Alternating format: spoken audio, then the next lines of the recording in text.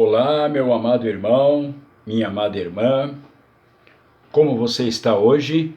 Que a paz do Senhor esteja com todos vocês, em nome de Jesus. Meu irmão, minha irmã, vamos estudar um pouco sobre a Bíblia e sobre a salvação. Como se sente, como deve se sentir aquele que está salvo. Vamos analisar vários aspectos da Bíblia que fala sobre a salvação. Você sabia que a Bíblia ensina que todo ser humano nasce no pecado e tem a inclinação natural de fazer aquilo que é errado? E é por isso que toda a humanidade se encontra em um estado de perdição. Veja o que diz lá em Isaías capítulo 53, versículo 6. Todos nós andávamos desgarrados como ovelhas, cada um se desviava pelo seu caminho. E em Marcos, capítulo 7, versículos 21 e 22, a palavra de Deus afirma: pois do interior do coração do homem saem os maus pensamentos, os adultérios, as prostituições, os homicídios, os furtos, a avareza, as maldades, o engano, a lascívia, a inveja, a blasfêmia, a soberba e a loucura. E você sabia que a Bíblia ensina que Deus não tem qualquer prazer na morte de um pecador, não querendo que ninguém pereça, antes que todos venham a conhecer a verdade e se salvem? Porque lá em Ezequiel, capítulo 33, versículo 11, Deus diz: tão certo quanto eu vivo, diz o Senhor Deus, não tenho prazer na morte do ímpio, mas em que o ímpio se converta do seu caminho e viva. Convertei-vos dos vossos maus caminhos, porque morrereis. E a palavra de Deus ainda diz lá em Tito, capítulo 2, versículos 11 ao 13, pois a graça de Deus se manifestou, trazendo a salvação a todos os homens. Ela nos ensina a abandonar a impiedade e as paixões mundanas, para que vivamos neste presente século sóbria, justa e piedosamente, aguardando a bem-aventurada esperança e o aparecimento da glória do nosso grande Deus e Salvador, Cristo Jesus. Aleluia. Você sabia que a Bíblia ensina que o plano da salvação que Deus oferece na realidade é bem simples e serve para todos? Em Mateus, capítulo 11, versículo 28, Jesus convida: vinde a mim, todos os que estáis cansados e sobrecarregados, e eu vos aliviarei. Quem não conhece esse versículo? E em João, capítulo 3, versículo 16, veja o que diz na palavra de Deus. É outro versículo que quase ninguém conhece. Porque Deus amou o mundo de tal maneira que deu o seu Filho unigênito, para que todo aquele que nele crê não pereça, mas tenha a vida eterna. Você sabia que a Bíblia ensina a necessidade de uma experiência que lhe dê a certeza de que realmente está salvo? Em 2 Coríntios, capítulo 5, versículo 17, diz: portanto, se alguém está em Cristo, nova criatura é. As coisas velhas já passaram, tudo se fez novo. Voltando lá para Isaías, capítulo 55, versículos 12 e 13, lemos que: com alegria saireis e em paz sereis guiados. Os montes e os outeiros exclamarão de prazer perante a vossa face, e todas as árvores do campo baterão palmas. Em lugar de espinheiros crescerão cipreste, e em lugar da sarça crescerá a murta.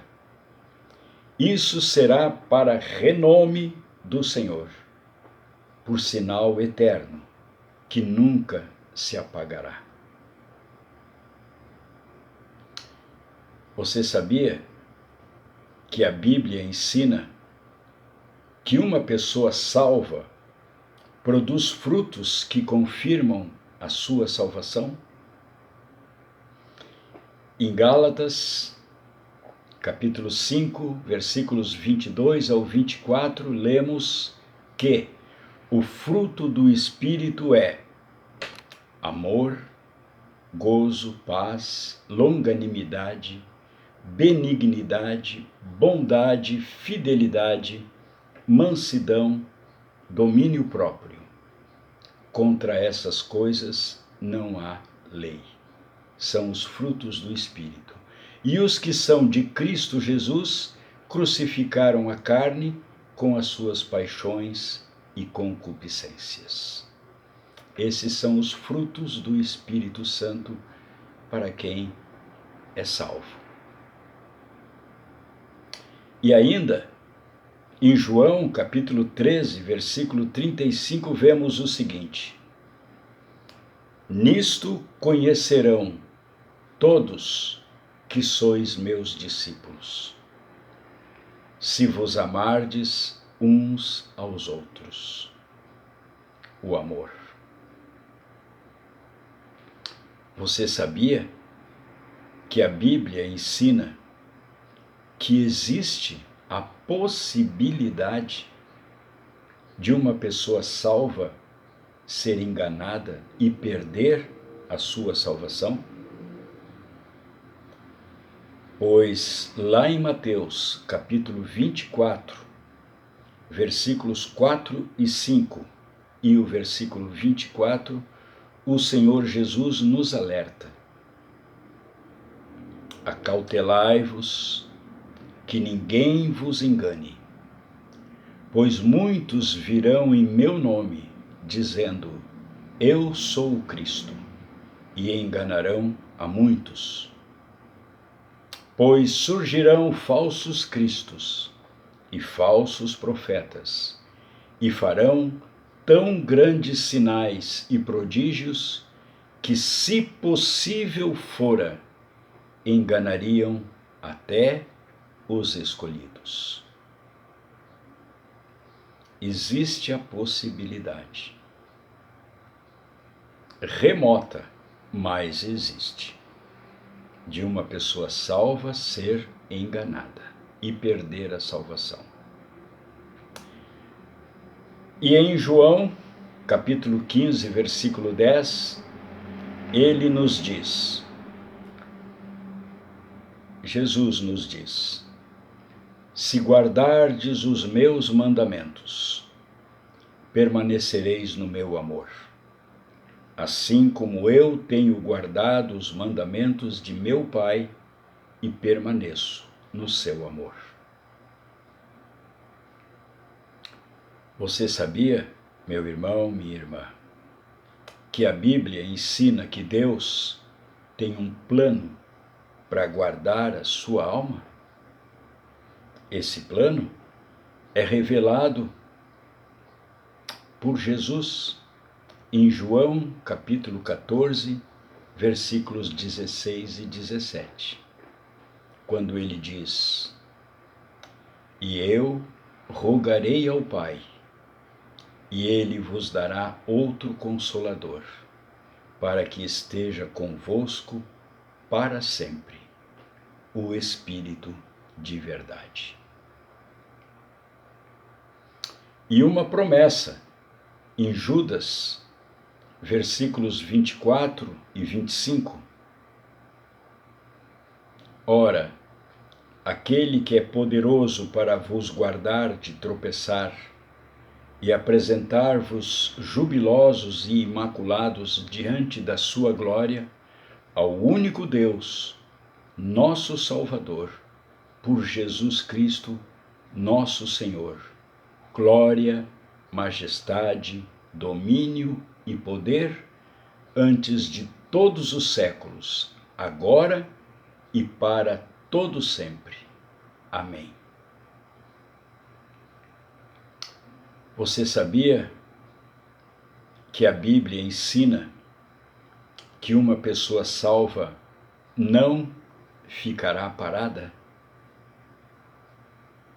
Por causa da gratidão que sente no coração pela sua própria salvação, essa pessoa salva procurará ajudar os outros a conhecerem o Salvador também.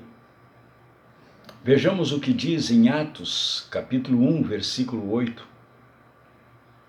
Sereis minhas testemunhas, tanto em Jerusalém, como em toda a Judéia e Samaria, e até os confins da terra. E o cristão salvo deve pedir como o salmista pediu no Salmo 51, versículos 12 e 13. Torna a dar-me a alegria da tua salvação e sustém-me com um espírito voluntário. Então ensinarei aos transgressores os teus caminhos, e os pecadores a ti se converterão. Aleluia. E finalmente, o Senhor nos chama para estar diante dele e nos diz, lá no livro de Isaías, capítulo 1, versículo 18: Vinde, então, e argui-me, me questionem, diz o Senhor. Ainda que os vossos pecados sejam como a escarlata, eles se tornarão brancos como a neve. Ainda que sejam vermelhos como o carmesim, se tornarão como a branca lã. Meu irmão, minha irmã, se todas essas coisas você vê na sua vida espiritual, você realmente está salvo. Glória a Deus por isso. Aleluia. Mas se te falta alguma coisa, venha se colocar diante do Senhor, para que jorrem os rios de água viva para a vida eterna. Busque a santificação. Aproxime-se mais de Deus. Lá em João, capítulo 16, versículo 33, Jesus nos diz assim: No mundo tereis aflições, mas tende bom ânimo. Eu venci o mundo.